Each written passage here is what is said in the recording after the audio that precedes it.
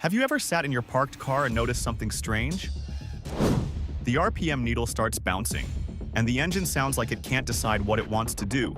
It goes vroom, down, vroom, down. And suddenly you're thinking, is my car about to stall? Am I looking at a huge repair bill? Should I even keep driving this? Here's the good news. In most cases, this problem has a simple cause. And if you catch it early, you can fix it before it becomes expensive. In this video, I'm going to walk you through the most common reasons your engine revs up and down at idle while parked. I'll explain what's happening, why it happens, what can go wrong if you ignore it, and most importantly, how to fix it. And don't worry, I'll keep it simple, practical, and beginner-friendly. Let's jump right in. What RPM fluctuation at idle really mean? Before we dive into the causes, let's quickly understand what's happening under the hood. Every car has something called idle speed. That's the RPM your engine sits at when you're not pressing the gas. Most cars idle between 600 and 900 RPM. Your engine computer works constantly to keep that idle smooth. So when your RPM jumps up and down on its own, it's a sign that the computer is trying to correct a problem. But something keeps interfering. Don't worry. This is very common, and most of the time it's something you can fix.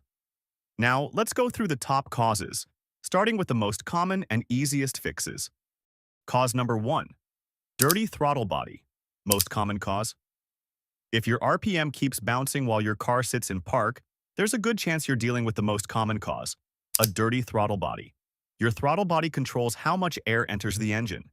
Even at idle, your engine needs a steady airflow to stay smooth. But over time, carbon buildup sticks to the inside. That buildup blocks air, so the RPM drops.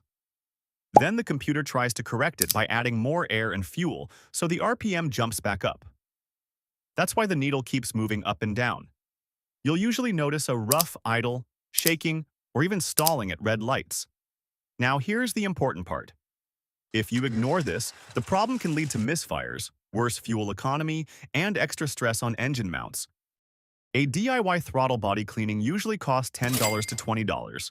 A shop cleaning can run $80 to $200. If you wait too long and the throttle body fails, replacement can cost $250 to $900.